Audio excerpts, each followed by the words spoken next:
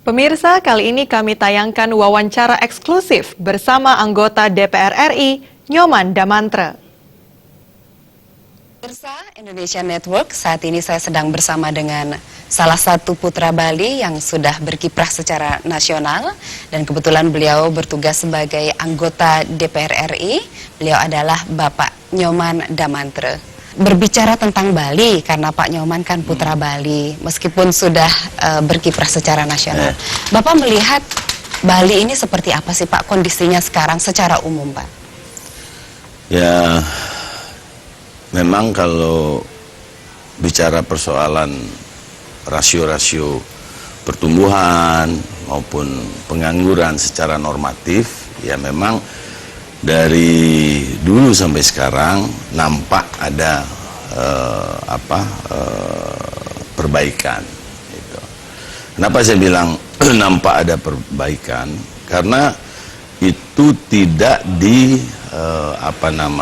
dikomparasi dengan persoalan kesenjangan ataupun persoalan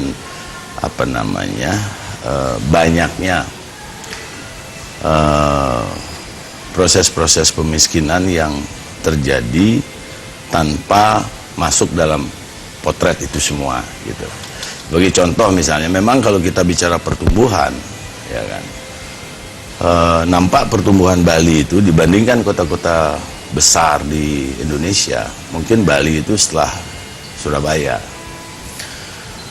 Tapi lepas dari itu semua, ya kan, pertumbuhan dari proses marginalisasi atau proses peminggiran yang terjadi yang nampak kasat mata itu transmigrasi misalnya, itu pertumbuhannya juga sangat luar biasa gitu.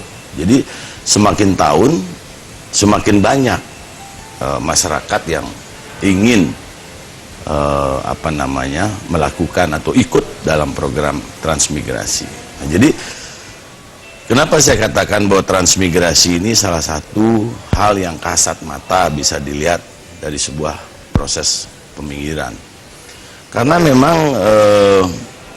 orang Bali tidak akan mungkin meninggalkan kewajiban kepada leluhurnya, meninggalkan kewajiban kepada adat dan lain sebagainya, bila memang dia tidak jatuh miskin di Bali. Jadi harus diakui secara fakta yang ada bahwa mereka yang melakukan transmigrasi adalah mereka-mereka yang memang jatuh miskin di Bali. Nah, tingkat pertumbuhan orang jatuh miskin ini bertambah terus. Terbukti dari apa? Terbukti dari pertumbuhan transmigrasi itu sendiri. Mungkin kalau saya bicara Bali dalam konteks persoalan kesejahteraan, ya itulah yang paling mendasar, yang mungkin menjadi pekerjaan rumah, yang mungkin menjadi tantangan kita ke depan, bagaimana untuk bisa menyelesaikan persoalan peminggiran ini. Ya, Pak Damantre, ini kan agak polemik sedikit gitu kan. Kenapa? Karena Bali sendiri Paradise Island, Pulau Surga, pariwisata budayanya luar biasa dan turis yang berkunjung banyak, tetapi benefit yang diterima oleh masyarakat Bali itu sendiri tidak sebegitu banyak. Ini bagaimana Bapak melihat kepemilikan usaha-usaha yang hotel-hotel besar yang bukan orang Bali itu seperti apa Pak? Sesungguhnya kan di dalam konsepsi Negara Kesatuan Republik Indonesia, terutama kalau kita bicara persoalan dasar negara atau ideologi negara, itu kan Pancasila. Jelas di dalam pasal kelima itu diamanahkan bahwa Indonesia ini, ya kan, harus dikelola atas dasar-dasar, ya kan, keadilan sosial bagi seluruh rakyat Indonesia. Nah, hal ini yang harusnya menjadi salah satu pegangan, ya kan, kita untuk bisa menentukan kedaulatan, baik itu kedaulatan politik, kedaulatan ekonomi, dan kedaulatan dalam sosial budaya misalnya. Nah, bicara persoalan kedaulatan ekonomi, di sini harus betul-betul ada keadilan. Jadi maksud saya begini, keadilan sosial bagi seluruh rakyat Indonesia itu adalah merupakan pegangan, merupakan pondasi kita untuk bisa memberikan kedaulatan kepada rakyat, terutama kedaulatan ekonomi misalnya. Jadi di dalam pembangunan itu, ya kan, bicara persoalan kedaulatan, itu harus ada konsepsi tentang bagaimana memelihara dan menumbuh kembangkan lokal konten.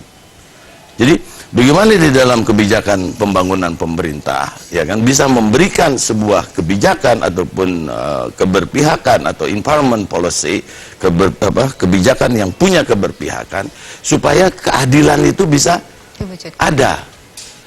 Nah, kita harapkan orang Bali itu bisa menjadi tuan di tanah leluhurnya. Yaitu caranya bagaimana? Keberpihakannya harus lebih jelas, keberpihakannya harus lebih tegas.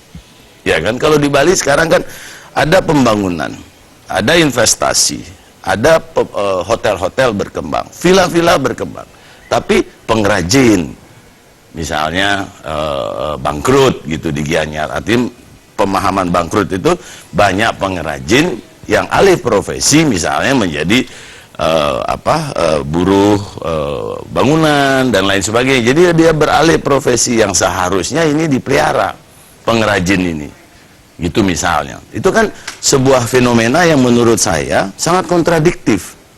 Di tengah derasnya pembangunan, di tengah derasnya investasi, ya kan,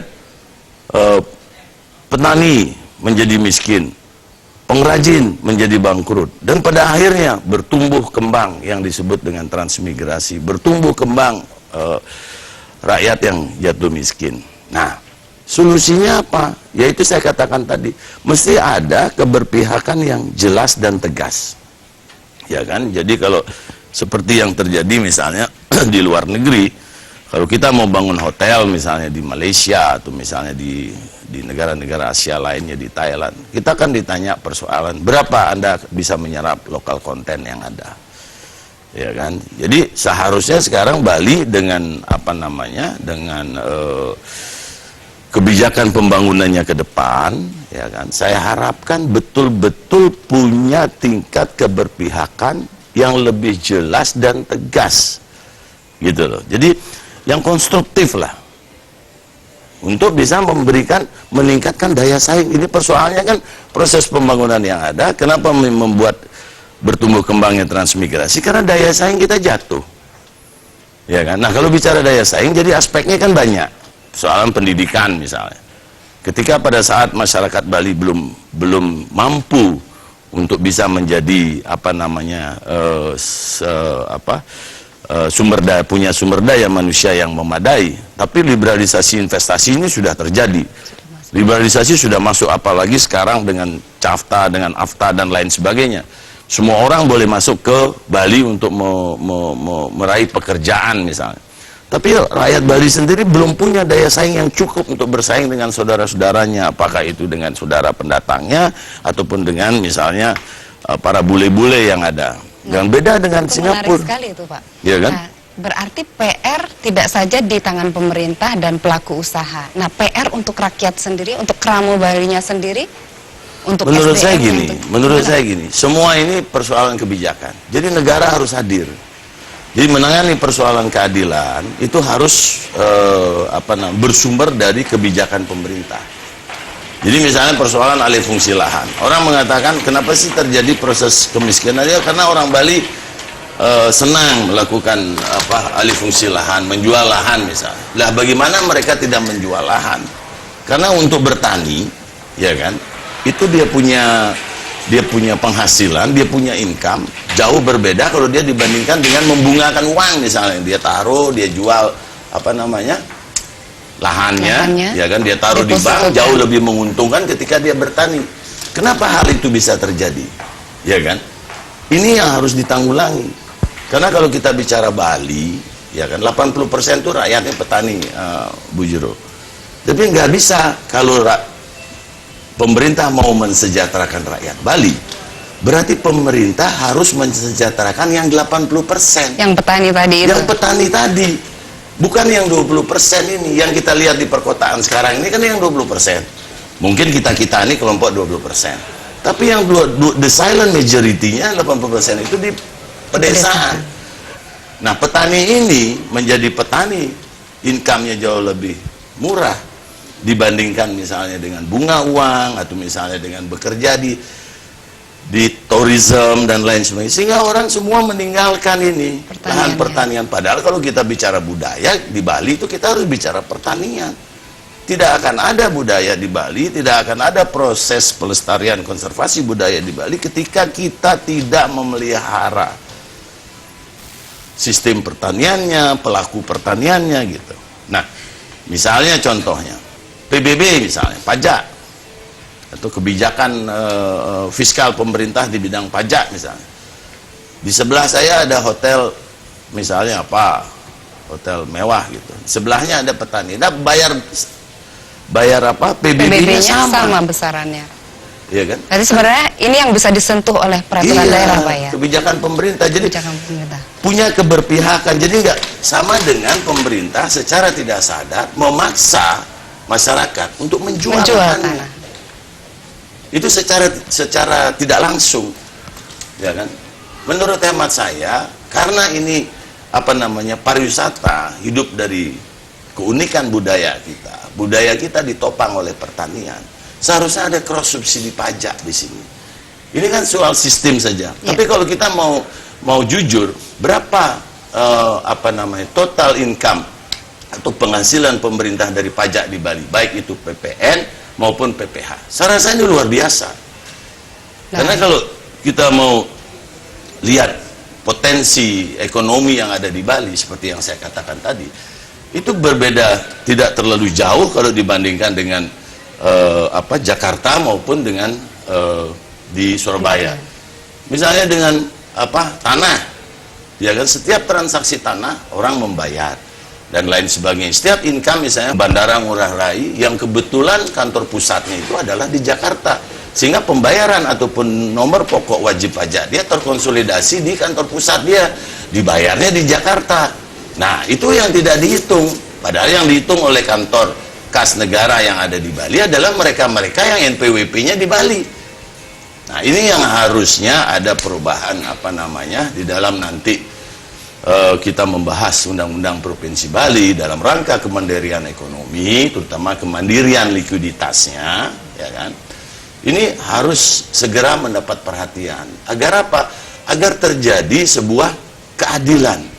Baik itu keadilan ekonomi yang memang pada akhirnya bisa bermuara pada keadilan sosial, ya kan? Karena kalau tidak dikejar daya saing yang ada, ya kan, pelan tapi pasti orang Bali itu akan nasibnya sama seperti orang Betawi di Jakarta. Berarti ini yang harus disadari oleh Kramo Bali, Pak ya? Iya, pemerintah terutama. Menurut saya ini pemerintah. Pemerintah dulu. Iya kan, jadi rakyat yang kalau ada murid, ya kan, 50 di kelas, ya kan, 40 tidak lulus, itu guru apa murid yang salah? Nah, ini kan sebuah ilustrasi gitu. Jadi tetap sebagai guru wisese, ya kan, sebagai guru yang punya otoritas harus bisa memberikan kebijakan yang bisa meningkatkan daya saingnya, terutama dari persoalan pendidikan. Saya harapkan, ya kan, mereka-mereka yang ahli di dalam persoalan pendidikan ini bagaimana membentuk, ya kan, masyarakat Bali yang berkarakter sesuai dengan adat, tradisi, agama dan budayanya. Nah, yang kita harapkan ke depan ini, kita duduk membedah persoalan daya saing. Kalau kita bicara persoalan sumber daya manusia, karena ini menjadi kata kunci, untuk bisa memperbaiki semua kebijakan yang ada, ya kan, yang betul-betul nanti bermuara pada peningkatan daya saing. Nah, itu kuncinya untuk daya saing. PR besar ke depan, Pak ya. Betul. Ini kalau menyinggung sedikit masalah lingkungan. Lingkungan dan alam Bali. Nah, seperti apa Bapak melihat Pak, ini? Bu Jero, sesungguhnya kan tidak hanya alam. Jadi kalau kita mau jujur, pembangunan kita itu, ya kan diharapkan berbasis pada nilai-nilai kearifan lokal kita, terutama misalnya Trihita Karana. Sudah jelas itu, menurut saya pernah baca itu ada di dalam peraturan daerah yang menyangkut persoalan format pembangunan. Jadi Trihita Karana ini saja diterjemahkan oleh kita semua, terutama pemerintah, itu sudah luar biasa, Bu. Menyangkut misalnya bagaimana hubungan manusia dengan Tuhannya. Itu Trihita Karana kan teori keseimbangan antara hubungan manusia dengan Tuhannya, hubungan manusia dengan lingkungannya, hubungan manusia dengan manusianya. Nah, sebelum saya jawab persoalan lingkungan tadi, misalnya kalau ini saja semua diperbaiki, ya kan? Saya rasa persoalan berbangsa dan bernegara itu selesai juga.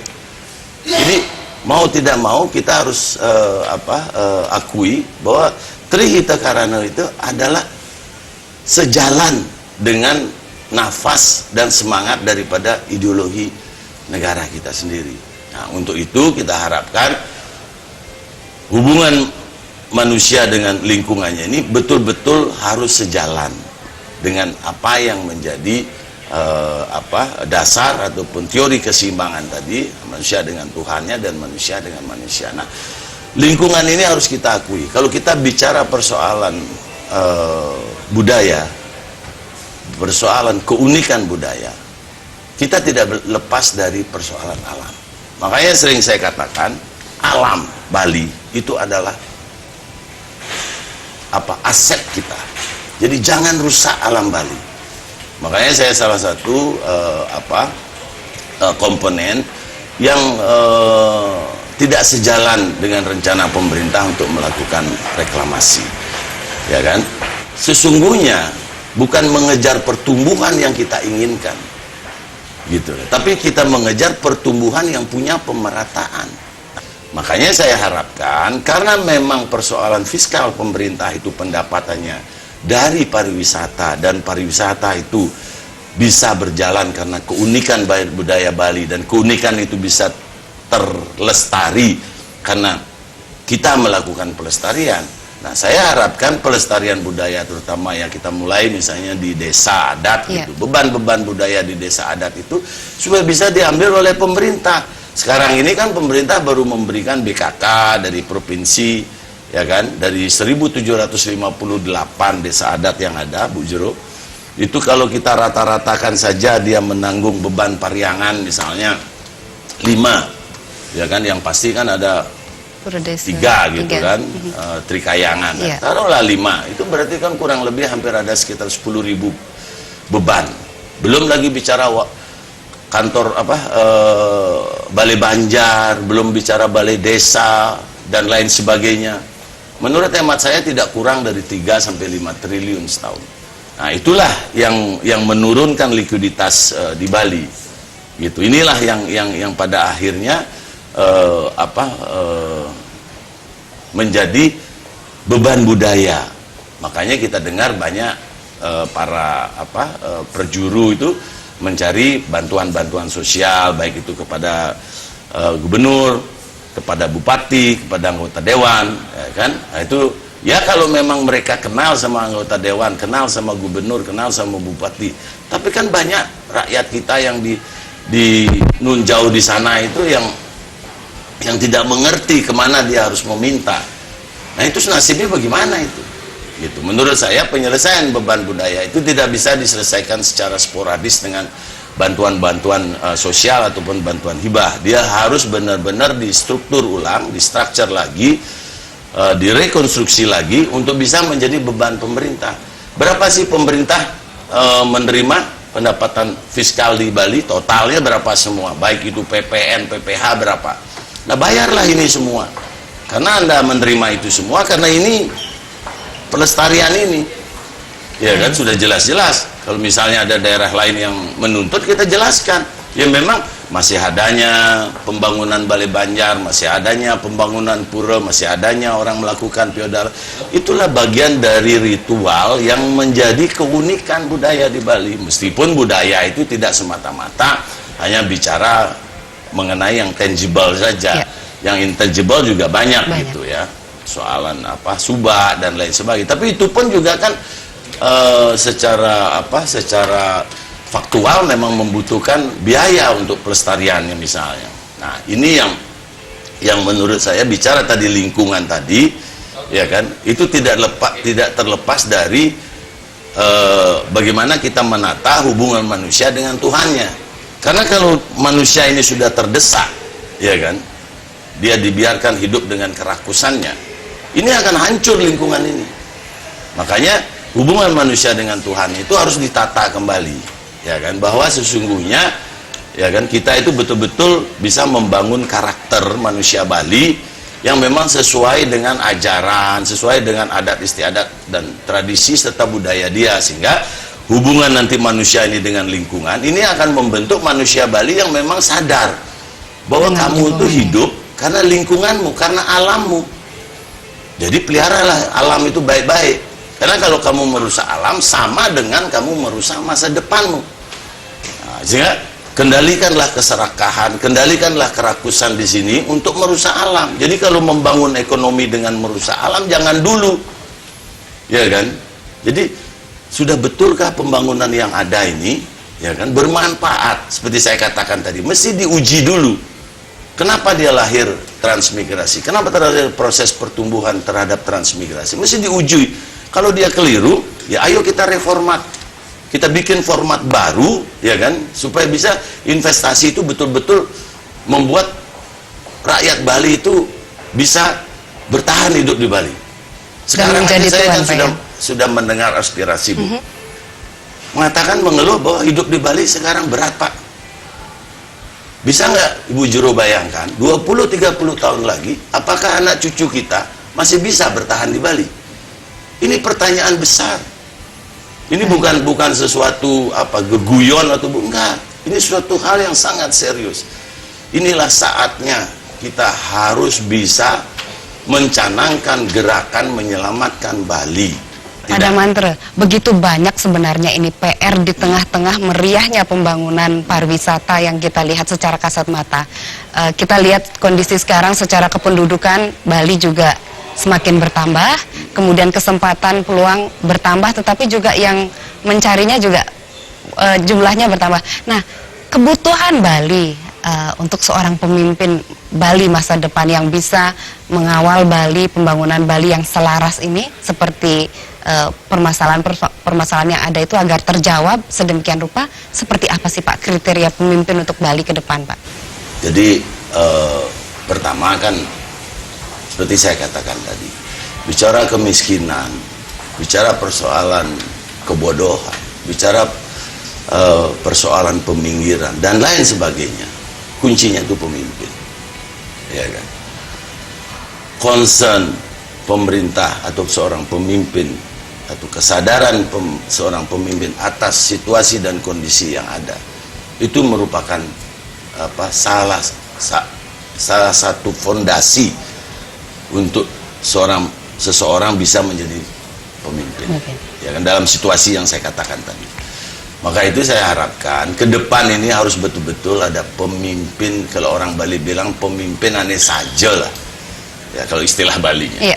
Jadi tidak berretorika, tidak basa-basi, gitu. Ya kan, baik dengan pemerintah pusat, baik dengan aparatur negara yang ada di daerah, ya kan, harus bisa memberikan sesuatu yang konstruktif, gitu. Dengan ketegasan dia, dengan kepemimpinan dia, gitu. Ya kan, soal dia mesti mengerti masalah itu tadi yang saya katakan. Dia harus paham masalahnya apa, tapi yang tidak kalah pentingnya saya katakan tadi, yang betul-betul, yang sungguh-sungguh sudah tidak saatnya lagi, ya kan, kita apa namanya orang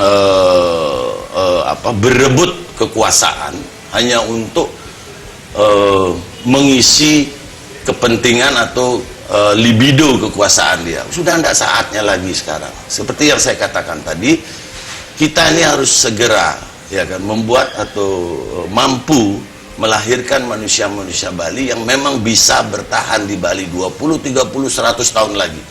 Jangan sampai seperti yang saya katakan tadi, sekarang saja, ya kan, orang Bali sudah berat, atau kerama Bali sudah berat bertahan hidup di Bali. Bisa nggak, ya kan, 20 tahun, 30 tahun lagi anak cucu kita tetap bisa bertahan hidup di Bali. Nah, ini hal ini yang membuat tidak boleh lagi sekarang kita memilih pemimpin dengan main-main. Misalnya dengan distorsi di dalam sebuah proses politik itu yang berlebihan, apakah itu money politik, janji-janji dan lain sebagainya, sudah ada saatnya, ya kan. Jadi memilih pemimpin itu sebenarnya gampang kok, kan lihat track record, ya kan. Kalau Anda mau milih saya, tanya saya di Banjar saya, tanya saya di desa saya, siapa Nyomanda Mandra. Saya tidak bisa lari dari masa lalu saya. Nah, tapi kalau proses itu tidak ada, ya kan, terus pemimpin dipilih seperti membeli kucing dalam karung, ya kan. Misalnya yang yang keluar bukan kucing gitu misalnya, kan itu yang kita buang-buang waktu gitu, kita buang-buang Jadi harus energi cermat gitu. Pak ya. Ya, Harus padahal lebih sekarang itu cermat proses lagi. politik yang ada dengan demokrasi, one man one vote, setiap warga negara tangannya menentukan, di tangan rakyat, di tangan masyarakat itu ditentukan siapa boleh jadi DPR, siapa boleh jadi bupati, siapa boleh jadi gubernur. Tangan masyarakat yang menentukan. Jangan salah, jangan itu disalahgunakan, karena ketika Anda memilih pemimpin yang salah, nasibnya itu akan kita terima, kita semua akan menerima, gitu loh. Makanya ke depan ini kita harapkan demokrasi yang sudah ada ini betul-betul dimanfaatkan untuk bisa memilih pemimpin yang bisa memberikan sesuai dengan harapan rakyat. Mungkin 100% tidak bisa, tapi paling tidak dia lebih baik daripada pendahulu-pendahulunya dan memang betul-betul bisa mengatasi persoalan Bali di masa depan gitu. Baik pemirsa, demikian tadi bincang-bincang eksklusif bersama Bapak Nyomanda Mantre, anggota DPR RI yang juga adalah putra Bali. Saya Jurujumi pamit undur diri. Salam.